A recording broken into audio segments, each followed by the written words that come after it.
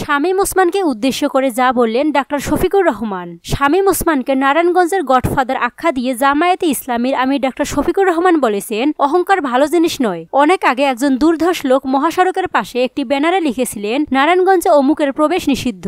আরেকটি সভায় তিনি ডিসি এসপির সামনে বলেছিলেন, আমার নামে একটি অগ্রিম খুনের মামলা লিখে রাখেন, আমি গোলাম আজমকে খুন করতে চাই, কিন্তু গডফাদারের সুযোগ হয়নি তাকে খুন করার। স্বৈরাচারী সরকারের জুলুমের শিকার হয়ে কারাগারে থাকা অবস্থায় গোলাম আজম দুনিয়া থেকে বিদায় নিয়েছেন। এই অধ্যাপক গোলাম আজমকেই তিনি নিষিদ্ধ করেছিলেন। যে ভাই নিষিদ্ধ করেছিলেন, আজকে তিনি কোথায়? তিনি কি নারায়ণগঞ্জে আছেন? নারায়ণগঞ্জের ইসদাইরে জামায়াতে ইসলামের সমাবেশে এসব কথা বলেন শফিকুর রহমান। জামায়াতের আমির বলেন, গর্ব অহংকার করতে নাই, দাম্ভিকতা দেখাতে নাই, ক্ষমতার ছড়ি ঘোরাতে নাই, মানুষকে খুন করতে নাই, সন্ত্রাসকে প্রশ্রয় দিতে নাই, তাদেরকে লালন করতে নাই। এই কাজগুলো যারা করে দুনিয়াতে তারা করুণ পরিণতি ভোগ করেন এবং আখিরাতের আদালতেও আল্লাহ তাদের শুলে চড়াবেন। দাম্ভিকতা পরিহার করুন, তাওবা করুন, আগে মানুষ হন, তারপর মুমিন হন। তিনি বলেন, যুগ যুগ ধরে কষ্টে আছেন নারায়ণগঞ্জবাসী। নারায়ণগঞ্জকে সন্ত্রাসের রাজধানী বানিয়ে রাখা হয়েছিল। নারায়ণগঞ্জকেও যদি সাদাবাজি দখলদারি হয়, অফিস আদালতে ঘুষ চলে, তাহলে কেন এতগুলো মানুষের জীবন গেল? কেন এত মানুষ পঙ্গু হলো? কেন এতগুলো রক্তের ফোঁটা ভাসলো? আমি বিনয়ের সঙ্গে